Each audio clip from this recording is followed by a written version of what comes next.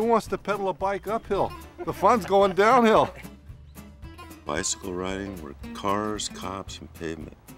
And out in the hills, you eliminate all three of those. We loved getting high off, doing crazy stuff.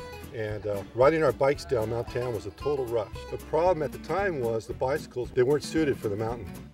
Cruisers, beater bikes, bombers. Cruiser bike. Klunkerz. My ballooner. Klunkerz with a K. Klunkerz. Klunkerz, I think. We cut the fenders off, cut the chain guard off, cut off the useless kickstand, take off the tank if it had one, and you had a clunker. Wolf would call me up and say, hey man, you want to go on a clunk? And he'd be going on an afternoon clunk or something, and we'd go out for like 3 or 4 hours, and it was a completely different scene of people. In the beginning, in the 70s, there were no rules because the authorities didn't know about us. There was no speed limit. There were no rules about not riding on single-track trails. It was wide open.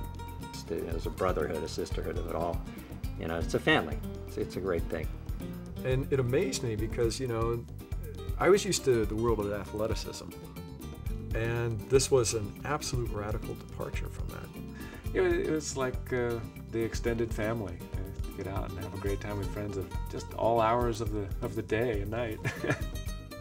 Somewhere along the line, you get some competitive types together, and somebody's going to say, well, I'm fastest. You know, somebody else will say, well, no, you're not. I'm faster than you are. You're not as fast as I am. Who is the fastest? I beat Joe every time it ever counted. So one thing leads to another, and you find a good downhill to prove it. So we came up with the idea of running a time trial, see once and for all which of the 8 or 9 of us was the fastest guy in the downhill. What was the prize? What was the prize supposed to be? Oh, I think I put up something for the winner, some smokables. I'm just an evangelist for cycling. I want to tell people about it. You know, this is not just kind of something we're doing on the side. This is kind of, you know, part of our passion in life. We built them because they were fun. I mean, I actually think that's one of the magical things that made it so special. My buddy Gary and I, we had this huge adventure, and we didn't even realize while we were having it what an adventure it was. And when you share an adventure like that with some guys, you know, it's pretty much a forever thing. We're all friends, and to lesser or greater degrees, but we were all friends.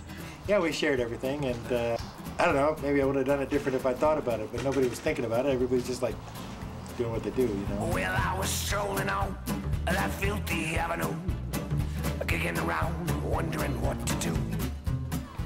Cycling is, you know, this beautiful connector between what you need to do, what you have to do, and just going out and having fun.